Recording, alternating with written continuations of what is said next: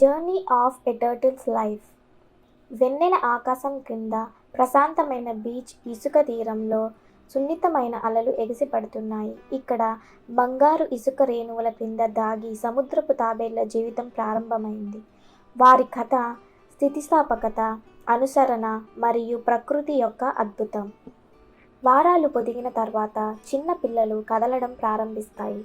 ఒకటి తర్వాత ఒకటి తమ గుడ్లను పగలగొట్టుకొని విశాలమైన మరియు తెలియని ప్రపంచంలోకి వస్తాయి. సముద్రం మీద ప్రతిబింబించే చంద్రుని యొక్క మెరిసే కాంతి ద్వారా మార్గనిర్దేశం చేయబడి పొదిగిన పిల్లలు ఇసుక మీద పాకుతాయి. వాటిని తినడానికి వేచి ఉన్న పీతలు మరియు సీగల్స్లను తప్పించుకుంటాయి. సముద్రానికి ప్రయాణం చాలా ప్రమాదకరమైనది, కానీ దానిని చేసిన వారు సముద్రపు అలల మొదటి ఆలింగనాన్ని అనుభవిస్తారు.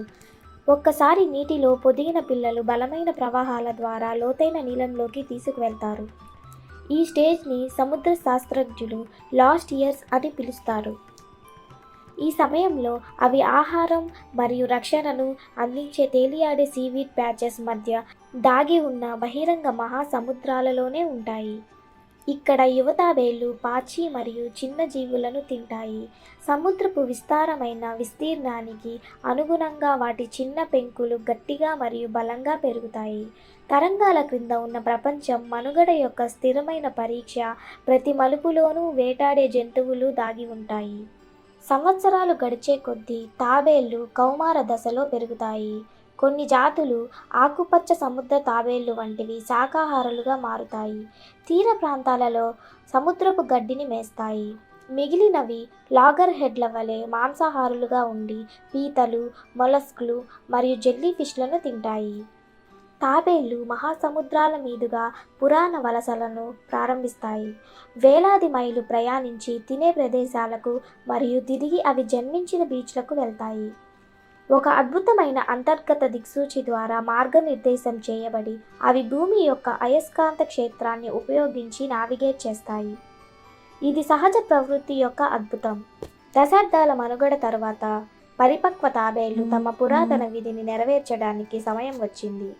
అదే పునరుత్పత్తి.